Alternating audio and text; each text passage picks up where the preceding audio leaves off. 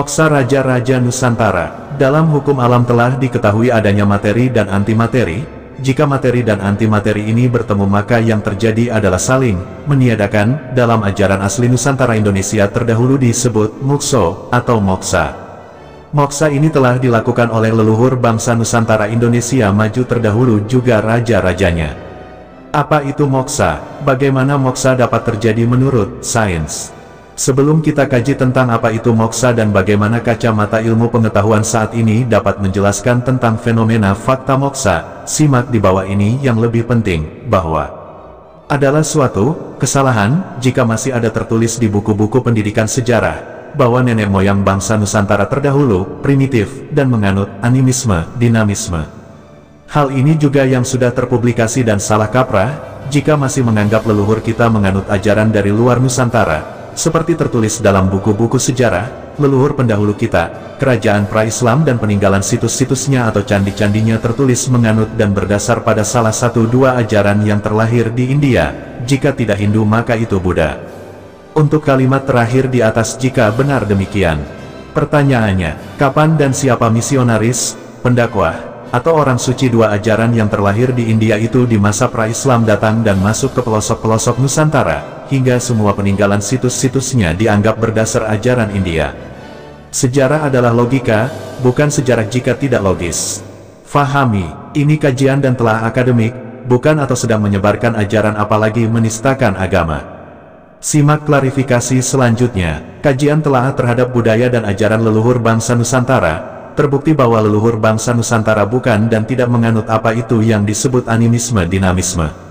Arti literasi tekstual animisme adalah animisme, dari bahasa Latin, anima, atau roh, adalah kepercayaan kepada makhluk halus dan roh, mempercayai bahwa setiap benda, gua, pohon, batu besar, mempunyai jiwa yang mesti dihormati agar roh tersebut tidak mengganggu manusia. Itulah arti dari animisme, dan leluhur kita tidak demikian, tidak menyembah roh arwah, atau batu pohon seperti penjelasan di atas.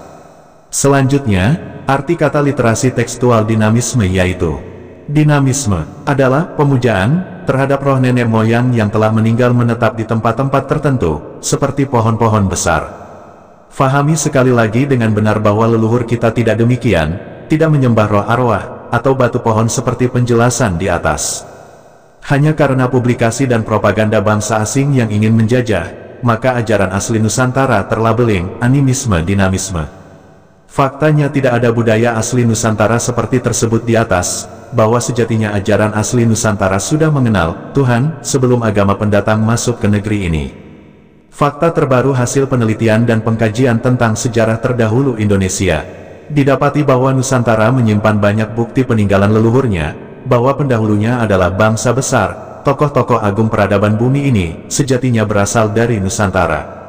Penggalian dan penelitian pada Serat Paramayoga, Serat Pustaka Raja, Babat Tanah Jawi, Serat Kandaning Ringgit Purwa, Serat Purwakanda maupun Sujarah Ngarbiyulan Tanah Jawi, ditunjukkan adanya garis genealogi Raja-Raja Jawa. Tokoh dunia yang lainnya ada di Nusantara dimulai dari Adam, Nuh, Abraham, Daud sang Raja Gunung Batara sang Lumah Shailendra, juga putra Daud, sampai Raja-Raja pasca Parikesit, Raja-Raja Jawa. Raja-Raja Majapahit, Raja-Raja Demak dan Pajang, Raja-Raja Mataram hingga Raja-Raja Surakarta dan Yogyakarta yang sering disebut dengan Sajarah Paniwa lan Panengen.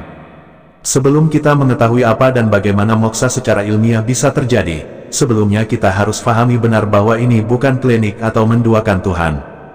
Mari kita pahami terlebih dahulu pengertian yang sebenarnya tentang klinik, sebelum kita terjebak masuk dalam pengertian umum tentang sesuatu yang dianggap salah bahkan sesat. Yaitu apa yang disebut klinik. Apa itu yang dimaksud dengan klinik? Di dalam telah kajian terhadap apa itu keyakinan juga ajaran, serta apa dan bagaimana sesuatu itu harus dipercaya dan diyakini. Dalam penelitian dan kajian tentang keyakinan, atau suatu yang diyakini oleh manusia atau sekelompok orang, kita menemukan hal yaitu. Ada area yang dapat dicerna oleh akal dan logika dan ada yang tidak dapat difahami apalagi untuk dicerna logika. Area yang tidak atau belum mampu manusia mencernanya inilah yang disebut klinik dalam pengertian sebenarnya. Orang yang menganggap klinik sebagai sesuatu yang sesat, maka ia dapat disamakan dengan Marx yang menganggap agama sebagai candu, karena mereka itu tidak mengerti apa itu klinik juga agama dalam pengertian yang sebenarnya. Maka mereka tergolong dalam berpikir sesat dalam wilayah pemikiran, bukan keyakinan, karena wilayah keyakinan ini adalah wilayah pribadi individu yang siapapun termasuk penguasa tidak berhak untuk intervensi. Jadi yang tidak sejalan atau sefaham adalah pemikirannya. Fahami ini, tatanan kesadaran kolektif merupakan segala sistem kepercayaan, norma-norma dan nilai yang memberikan kerangka pengertian, makna dan orientasi spiritual kepada usaha manusia termasuk pandangan dunia, agama, filsafat, moralitas masyarakat, nilai-nilai budaya dan seni. Wilayah keyakinan adalah wilayah hak prerogatif pribadi individu yang siapapun termasuk penguasa tidak berhak untuk intervensi. Tentang klinik dan pengertiannya, ilmu klinik adalah pengetahuan yang menjelaskan hal-hal yang gaib, hal-hal yang bersifat tersembunyi atau wilayah misteri. Salah satu ilmu atau pengetahuan yang ada di wilayah klinik adalah agama. Banyak hal dalam agama yang tidak dapat diuji kebenarannya untuk diverifikasi oleh nalar logika manusia yang terbatas. Perjalanan pengertian terhadap apa itu klinik, penentang apa yang difahami terhadap klinik, sudah ada sejak masa rasionalis, di pertengahan abad ke-17 salah satunya Benedict de Spinoza dan para intelektual abad pencerahan lainnya. Kata pencerahan, ini adalah pengertian sepihak atau salah kaprah terhadap kata pencerahan oleh bangsa Eropa yang kemudian diamini oleh kita tanpa menelitinya terlebih dahulu. Pencerahan versi mereka terhadap pengertian subjektif tentang yang belum difahaminya yaitu klinik. Disinilah publikasi mereka terhadap tradisi terdahulu yang harus kuno purba dan terbelakang, dan labeling sesat terhadap klinik ditambah lagi dengan landasan pemahaman tentang apa itu agama, berdasar tafsir di atas tafsir, oleh mereka yang belum memahami arti makna sesungguhnya dari agama juga kata klinik. Klinik, dalam arti sebenarnya di masa terdahulu oleh leluhur kita. Pengertian klinik adalah segala sesuatu tentang yang berkaitan dengan banyak hal yang tidak dapat dicerna dengan akal namun dipercaya oleh banyak orang atau disebut tahayul. Dalam bahasa Inggris disebut superstition, adalah sesuatu yang dianggap hanya berdasarkan pada khayalan belaka, ini karena sesuatu yang tidak logik atau tidak masuk akal. Klinik, di dalam tradisi budaya asli Indonesia dalam hal ini budaya Jawa, adalah sesuatu yang tersembunyi atau hal yang sangat dirahasiakan untuk umum, karena butuh pemahaman yang sungguh sangat mendalam untuk dapat dimengerti dan difahami. Dalam kultur Jawa ada ilmu yang disebut ilmu tua, yaitu ilmu yang diajarkan kepada mereka yang sudah matang dalam kesadarannya. Hal ini dimaksudkan agar tidak disalahgunakan atau disalahartikan. Ilmu yang demikian ini disebut klinik. Ajaran atau agama, kebenarannya hanya bisa dimengerti oleh mereka yang menempuh ilmu tinggi. Dalam Islam disebut makrifat. Bagi orang awam kebenaran agama cukup diyakini, inilah namanya yang disebut klinik. Klinik tidak berarti dua, kan hiang widi tunggal, hanya karena ada dupa dalam beritual, dan dalam ajaran asli Nusantara, sesajian bukan memberi makan arwah atau makhluk halus apalagi mempertuhankannya. Hal-hal yang bersifat klinik sejatinya dimaksudkan untuk kesejahteraan manusia, bukan untuk mendorong manusia ke dunia gelap. Hanya pembelokan makna yang merubah cara pandang terhadap kata klinik ini menjadi berpengertian buruk atau dianggap menduakan Tuhan. Sungguh naif apabila kita tidak memahami suatu ilmu, lalu ilmu itu kita golongkan ke dalam tahayul atau klinik yang selama ini dipahami oleh banyak orang adalah sesat. Dan tidak bijak melabel sesat hanya karena beda dalam berbudaya. Berbudaya tidak harus juga berkeyakinan sama dengan asal-usul tempat keyakinan itu bermula. Praktika ritual ajaran asli Nusantara terdahulu adalah hanya untuk menyembah satu Tuhan, tidak menyembah arwah leluhur, menghormati bukan menyembah, tidak memberi makan jin atau setan, bukan animisme dinamisme apalagi primitif. Juga ajaran asli Nusantara itu bukan dan tidak berasal dari India. Fahami, semua itu propaganda bangsa lain yang ingin merampok kekayaan kita. Dalam ajaran asli Nusantara terdahulu ada yang disebut primbon. Arti dari yang disebut primbon adalah berisi daur hidup manusia dari masih bayi hingga dewasa. Setiap lantai daur hidup biasanya akan dilakukan upacara-upacara tertentu. Misalnya, dalam budaya Jawa saat bayi lahir akan ada selamatan yang disebut dengan brokohan. Dalam primbon juga ada pranata, mangsa atau penanggalan tentang musim. orang Jawa menggunakan pranata mangsa untuk melihat kapan saja waktunya tanam. Mempercayai primbon adalah menaati atau patuh pada kausalitas hukum alam semesta yang berkaitan dengan pola hidup manusia, yang sudah dilakukan leluhur kita terdahulu. Ini adalah penuntun manusia dalam menyikapi alam, dan dapat dikaji secara saintis. Usman Arif berkata peluang merupakan filsafat kosmosentris bahwa manusia dan alam tidak dapat dipisahkan. Manusia merupakan bagian dari alam semesta sehingga geraknya tidak dapat lepas dari gerak alam, sebagaimana waktu dan arah mata angin. Ada ritual asli leluhur bangsa Nusantara, dharmik original, yang ini mungkin disebut klinik karena nalar belum mampu mengungkap rahasianya, yaitu melakukan gerakan memutari objek. Ritual suci gerakan berputar memutari satu titik objek yang di kemudian hari ini menjadi bernama pradaksina, prasawiya, tawaf, adalah salah satu ritual dengan mengelilingi objek dan ini juga sudah dilakukan oleh masyarakat pra-Islam di Nusantara. Ritual hudok kawit di Kalimantan yaitu gerakan menari berputar-putar mengelilingi satu titik seperti burung-burung enggang di halaman lamin adat. Fahami ini adalah produk budaya tinggi leluhur bangsa Nusantara yang nalar logika ilmu pengetahuan saat ini belum mampu melogikakannya. Pradaksina, prasawiya yang arah putarannya tersimbolkan pada arah putaran, swastika, ini adalah gerakan ritual suci ajaran leluhur bangsa Nusantara, yang ajaran itu teridentifikasi bernama Dharma.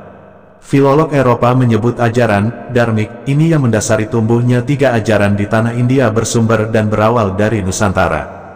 Ritual suci, dharma, diantaranya purwadaksina, pradaksina, berputar ke kanan searah jarum jam difahami menuju swahloka utama. Dan prasawiya adalah berputar ke kiri berlawanan arah jarum jam menuju burlokanista. Ini adalah ritual asli leluhur bangsa Nusantara, kini tersimpan sempurna di Bali. Primbon, wuku, zodiak, feng shui, adalah hasil berpikir manusia terdahulu yang sudah memahami tentang univers, jagat raya galaksi juga pengaruhnya terhadap fisik manusia yang terlahir pada rasi planet di tata surya yang mempengaruhinya. Oleh karenanya perhitungan, presisi, yang berkaitan dengan aktivitas hidup berdasar posisi rasi di jagat raya, adalah suatu pencapaian tertinggi bagi suatu budaya di masyarakat Nusantara. Dan leluhur kita telah mampu melakukan perhitungan, presisi, itu yang disebut primbon. Ini bukan mendahului kehendak Tuhan tapi ini sikap mengikuti hukum kausalitas kejadian alam yang berulang untuk berkehidupan, selaras dengan univers jagat raya ini. Mempercayai primbon adalah menaati atau patuh pada kausalitas hukum alam semesta yang berkaitan dengan pola hidup manusia, yang sudah dilakukan leluhur kita terdahulu. Ini adalah penuntun manusia dalam menyikapi alam. Dalam memahami ajaran leluhur kita, ada area yang dapat dicerna oleh akal dan logika dan ada yang tidak dapat difahami apalagi untuk dicerna logika. Area yang tidak atau belum mampu manusia mencernanya inilah yang disebut klinik, dan itu bukan harus berarti tidak bertuhan atau mensekutukannya. Ajaran asli Nusantara sudah percaya satu Tuhan, Hyang Widitunggal. Moksartam Jagahitaya Kaiti Dharma. Moksa, kontemplasinya, tapa, atau topo, pengekangan diri untuk mencapai tingkat spiritual, brata, disiplin, tata cara dilakukan untuk bisa meningkatkan kualitas kemanusiaan diantaranya, levitasi. Dalam ajaran asli Nusantara terdahulu, untuk bisa meningkatkan kualitas kemanusiaan diantaranya adalah prosesi kontemplasi tapa. Tapa brata, istilah daerah Parahyangan, Jawa menyebut dengan topo broto, Bali menyebut upasana, tapo, batagak di Sevarnatvipa, Kamala di Sulawesi, orang yang sedang melakukannya disebut Akamala. Ini adalah kontemplasi ritual suci ajaran leluhur bangsa Nusantara yang disebut Topo Upasena, Kenyago, Kamala, Batarak atau Batagak. Fahami dengan benar bahwa bentuk patung atau arca dengan visualisasi orang duduk bersila yang ada di Borobudur, itu bukan patung dari tokoh agung mulia yang terlahir di India, Siddhartha Gautama.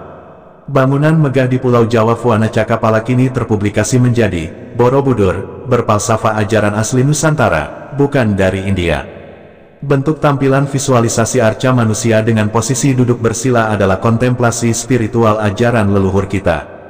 Yaitu, topo, prosesi ini terbagi dalam beberapa bagian dan tingkatan dalam melakukannya antara lain.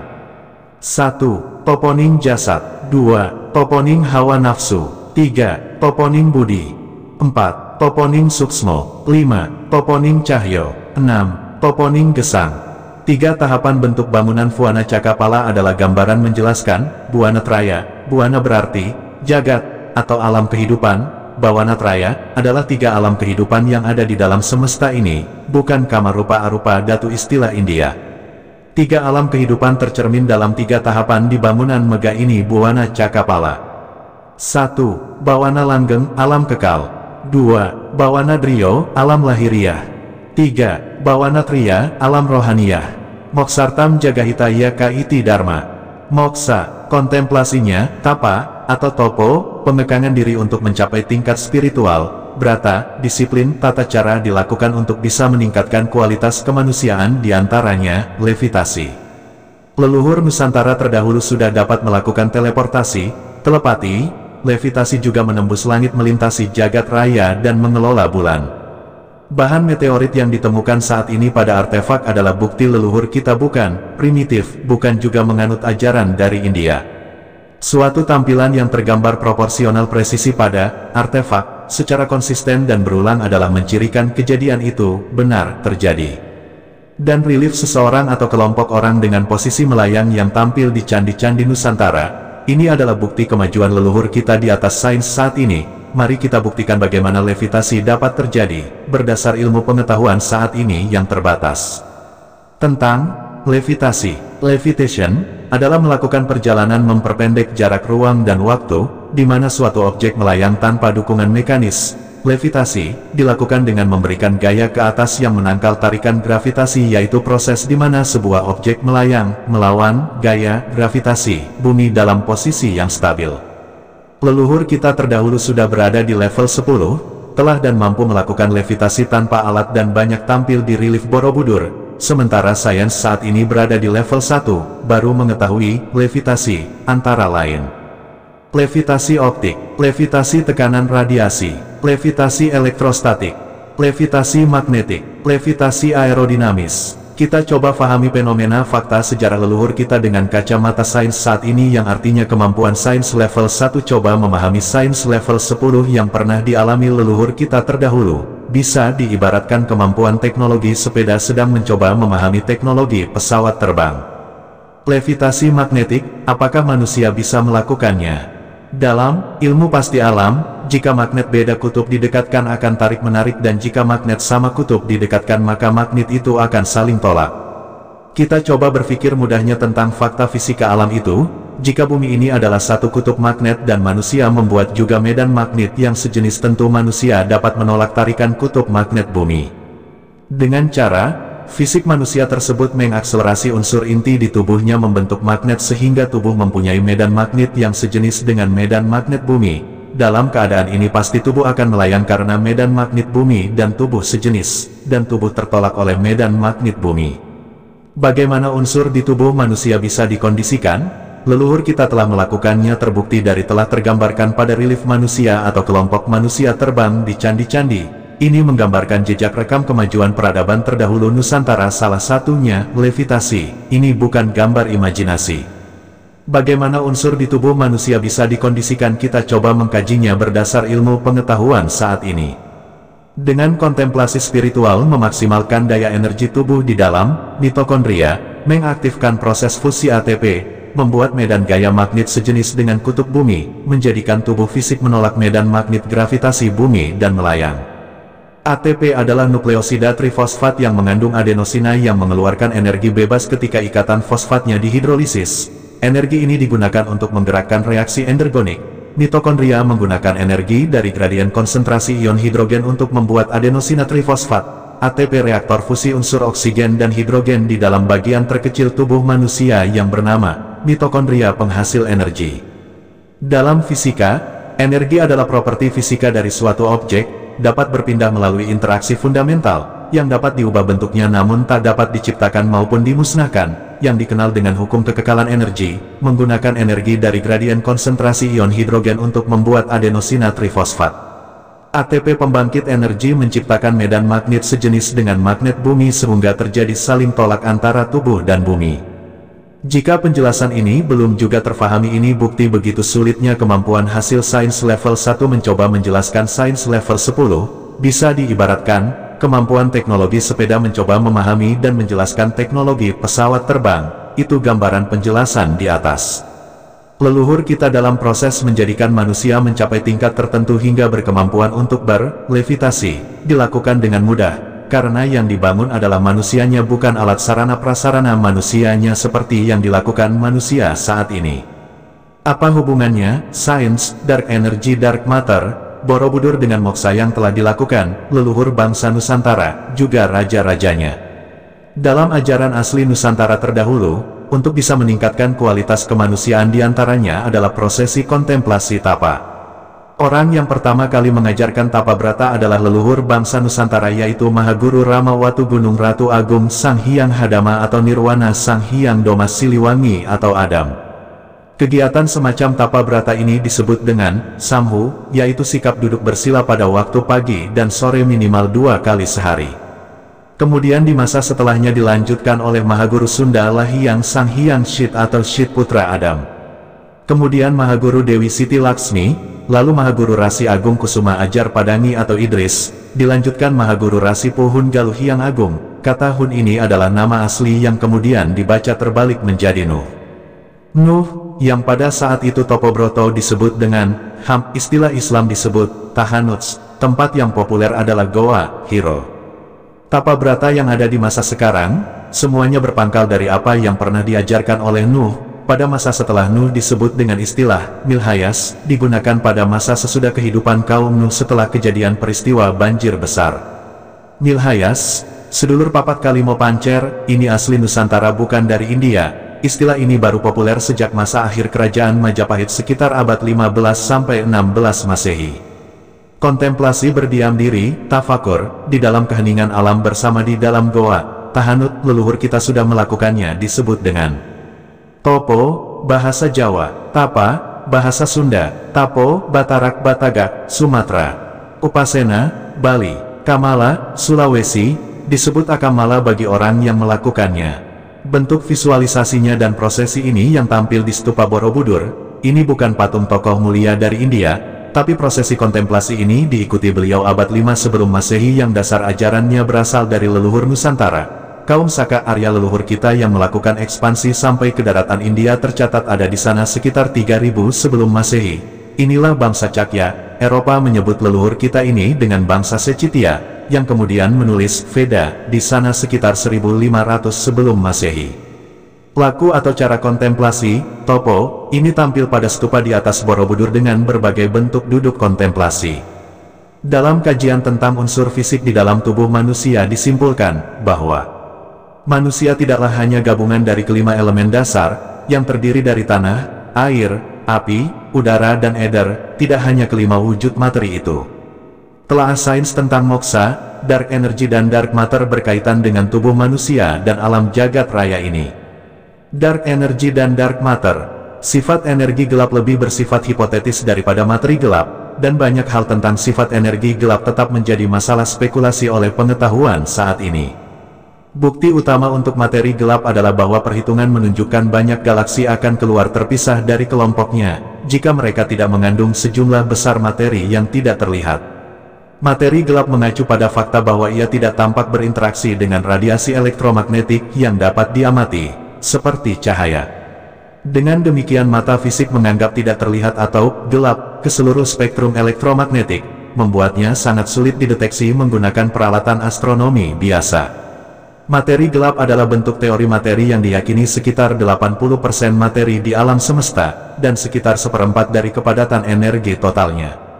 Materi gelap belum secara langsung dapat diamati, tetapi keberadaannya tersirat dalam berbagai pengamatan astrofisika, termasuk efek gravitasi yang tidak dapat dijelaskan kecuali ada materi yang lebih dari yang dapat dilihat. Dalam kosmologi fisika dan astronomi, energi gelap adalah bentuk energi yang tidak diketahui yang dihipotesiskan untuk menembus semua ruang, dianggap cenderung mempercepat perluasan alam semesta jagat raya ini. Sebuah survei 2011, survei galaksi Wiggle Z pada lebih dari 200.000 galaksi, memberikan bukti lebih lanjut terhadap keberadaan energi gelap, meskipun fisika pasti di baliknya masih belum diketahui. Mari kita cermati dan kaji apa itu dark energy, dark matter dan normal matter. Berdasar pembagian distribusi energi, ilmu pengetahuan saat ini membagi atas, dark energy 69%, dark matter 26%, normal matter 5%. Pengertian dark adalah gelap, sesuatu yang belum diketahui sains saat ini yaitu 95%, dan yang sudah diketahui disebut oleh sains saat ini dengan normal matter, baru diketahui hanya 5%. Sisanya 95% diyakini adanya tapi belum diketahui sains. Hal ini akibat dari sains yang baru dianggap sains jika berupa bahan atau materi dan itu dianggap 5%. Materi adalah ruang dan waktu yang menurut Einstein adalah relatif, tidak pasti dan bukan yang sebenarnya. Fana, inilah sejati dari jagat raya seisinya. Jadi yang tidak relatif adalah 95% ini adalah tidak fana, tetap ada abadi bisa disebut energi menurut hukum kekekalan energi Einstein, selama belum hancur luluhnya jagat raya ini. Jika kita fahami alam raya juga tubuh fisik yang 5% ini, berarti ada 95% sesuatu di tubuh ini yang sains saat ini pun belum dapat mengungkapnya. Sesuatu 95% itulah sains menyebutnya saat ini dengan energi, yang membuat kita hidup tidak mati walau tubuh fisik materi 5% ini rusak atau fana. Inilah mukso, leluhur kita telah melakukannya. Mukso bukan berarti mati atau hilang, tapi tetap ada, hanya mata fisik yang terbatas ini tidak dapat melihatnya. Artinya, leluhur kita yang telah mukso tetap ada di alam ini, selama alam jagat raya ini ada belum hancur luluh. Kemampuan leluhur kita untuk tidak terlihat oleh mata fisik biasa pun telah mampu dilakukan dalam keadaan fisik ini masih utuh. Ini berbeda dengan moksa. Kemampuan berkolaborasi baik dengan alam telah dikuasai leluhur kita, yaitu kemampuan untuk tidak terlihat oleh mata fisik biasa. Teknik radiasi batu hitam, agar tidak terlihat oleh lawan. Beberapa tempat di Kabupaten Sanggau diantaranya di Batu Sampai dan Pancor Aji, Melayu Hulu Kalimantan setiap akan membangun sebuah negeri. Selalu terlebih dahulu ditanamkan sebuah batu hitam, ditanam pada penjuru mata angin. Lempengan batu hitam, grafit tersebut disusun paling sedikit 7 lapis, sesuai ketebalan batu tersebut. Secara sains ini difahami untuk menghilangkan gaya tarik bumi atau gaya gravitasi, sehingga jika negeri tersebut mendapat serangan musuh, dapat menjadi sebuah perisai. Penelitian, saintis, membuktikan bahwa kestabilan medan magnet dengan kutub bumi dapat dicapai dengan lempengan batu hitam yang telah dipanaskan bolak-balik pada suhu panas yang tinggi. Artinya, jika musuh masih berada di luar area wilayah negeri, maka inframerah dari batu hitam tersebut dapat menciptakan ilusi. Bagi mata musuh akan terjadi efek transparan tidak terlihat sebagai objek. Penjelasan sainsnya seperti di bawah ini. Penelitian tentang efek dari radiasi benda hitam yang dapat membuat suatu objek tidak terlihat antara 1850 dan 1900, yang tidak dapat dijelaskan tanpa konsep kuantum. Fisika kuantum umumnya, bersama relativitas umum, merupakan salah satu pilar fisika modern. Dasar dari mekanika kuantum adalah bahwa energi itu tidak kontinu, tetapi diskrit, berupa paket atau kuanta. Mekanika kuantum berkembang dari penyelesaian Max Planck tahun 1900 pada masalah radiasi benda hitam, dilaporkan 1859, dan paper Albert Einstein tahun 1905 yang menawarkan teori berbasis kuantum untuk menjelaskan efek fotolistrik 1887. Tahun 1896, Wilhelm Wien secara empiris menentukan hukum distribusi radiasi benda hitam. Sebuah benda hitam meradiasikan energi pada semua frekuensi, namun intensitasnya dengan cepat cenderung ke nol pada frekuensi tinggi, panjang gelombang pendek. Contohnya, benda hitam pada suhu ruang 300 K dengan luas permukaan 1 meter persegi akan melepas foton pada range terlihat 390–750 nanometer. Dengan kecepatan rata-rata tiap satu foton tiap 41 detik, berarti benda hitam tidak melepas pada range terlihat, dan pada suhu di atas itu akan ada efek lain berupa pelepasan foton di atas range terlihat 390–750 nanometer, yaitu tidak terlihat. Hukum Planck menyatakan, I/Nu T adalah daya energi persatuan waktu yang diradiasikan persatuan area permukaan yang melepas pada arah normal persatuan solid angle persatuan frekuensi oleh benda hitam pada temperatur T, juga dikenal dengan radiansi spektral. H adalah konstanta Planck, C adalah kecepatan cahaya dalam ruang hampa, K adalah konstanta Boltzmann, Nu adalah frekuensi radiasi elektromagnetik, T adalah temperatur absolut benda. Tahun 1905 Albert Einstein menerjemahkan hipotesis kuantum Planck dan menggunakannya untuk menjelaskan efek fotolistrik, di mana cahaya sinar pada beberapa benda dapat melepas elektron dari material atom biasanya digambarkan sebagai sebuah sistem di mana elektron, yang bermuatan listrik negatif, beredar seputar nukleus atom yang bermuatan listrik positif. Menurut mekanika kuantum, ketika sebuah elektron berpindah dari tingkat energi yang lebih tinggi, misalnya dari N sama dengan 2 atau kulit atom kedua, ke tingkat energi yang lebih rendah misalnya N sama dengan 1 atau kulit atom tingkat pertama, energi berupa sebuah partikel cahaya yang disebut foton, dilepaskan. Energi yang dilepaskan dapat dirumuskan. Bukti dari teori mekanika kuantum. Dalam spektrometer massa, telah dibuktikan bahwa garis-garis spektrum dari atom yang diionisasi tidak kontinu. Hanya pada frekuensi panjang gelombang tertentu garis-garis spektrum dapat dilihat, artinya ada frekuensi tertentu yang menyebabkan suatu objek tidak dapat terlihat. Inilah yang dilakukan leluhur kita terdahulu, di antaranya di daerah Kalimantan. Kita kaji lebih dalam lagi, bagaimana mukso dapat terjadi. Dalam hukum alam telah diketahui adanya materi dan antimateri. Jika materi dan antimateri ini bertemu maka yang terjadi adalah saling meniadakan. Dalam ajaran asli Nusantara ini disebut mukso atau moksa. Fahami sekali lagi, mukso atau moksa ini adalah asli Nusantara, bukan dari India.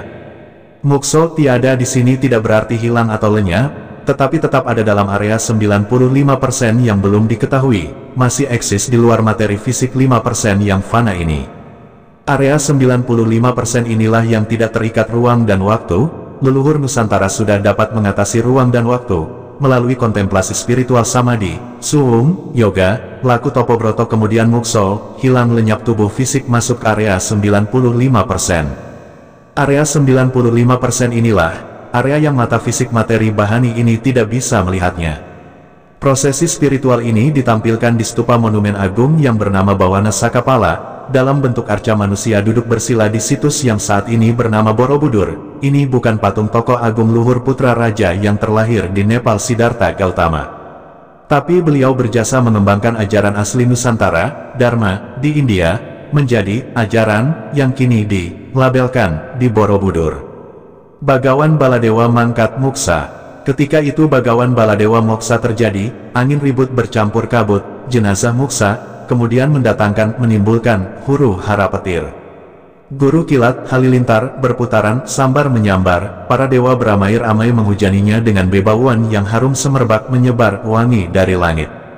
Begitu pula raja-raja pasca Parikesit, raja-raja Majapahit, raja-raja Demak dan Pajang, raja-raja Mataram. Tidak benar budaya asli Nusantara, primitif, dan labeling ini menjadi benar setelah kita sepakat menghitung awal tahun Saka di prasasti dimulai tahun 78 Masehi, sehingga menjadi logis sejarah Nusantara tidak ada sebelum tahun itu, maka kata yang tepat adalah primitif.